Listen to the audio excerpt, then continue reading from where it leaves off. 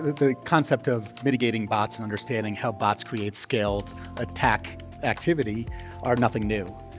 Also nothing new is the fact that we have to live with bots on a day-to-day basis. But Sure. what's really changing right now is the fact that this binary decision of good or bad is no longer a logical scenario, because in today's increasingly agentic world, what it really means is, can I trust a particular automated or bot activity to act in an autonomous fashion in a way that's consistent with my desires, and not just at point in time, but over time? So agentic blows up the binary of yes, no? Of course. I think at the very crux of it is we have to interface with bot-based activity, and those bot-based activity could lend itself to agents. Agents may be good, may be bad, and may act in a way that I need.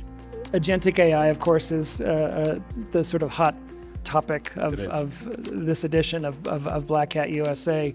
How do you define agentic commerce, and what role do you see AI agents playing in that field in the next, say, 3 to 5 years? Sure.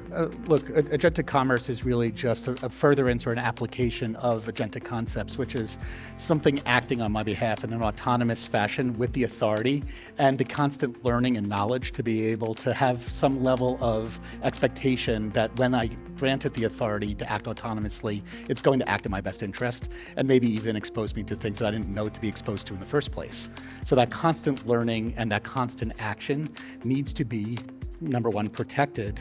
But this notion of building trust, that you know that at the point that you empower the agent to act on your behalf is step one. Step two in building that trust factor is that not just point in time, but over time there has to be a persistent level of trust. Okay. And then number three, you have to trust that the outcome was actually what you expected in the first place.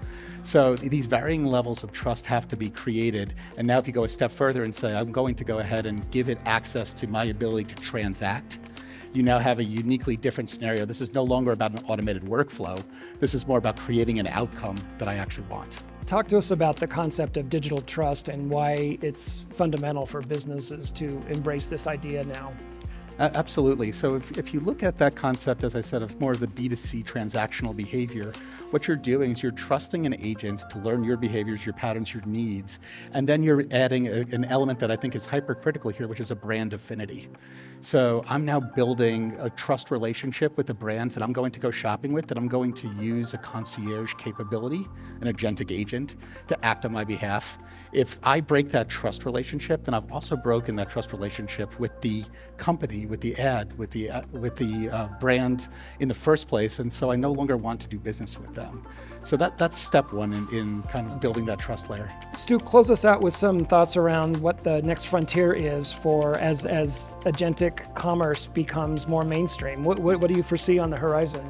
Well, I think ultimately what you start to find is that there's going to be a bleeding of what that digital identity looks like, and your identity is going to start to cross boundaries between what happens in the digital world outside of work and your activities inside of an enterprise environment. And that notion of understanding what a persistent digital identity looks like over time is going to become even more important.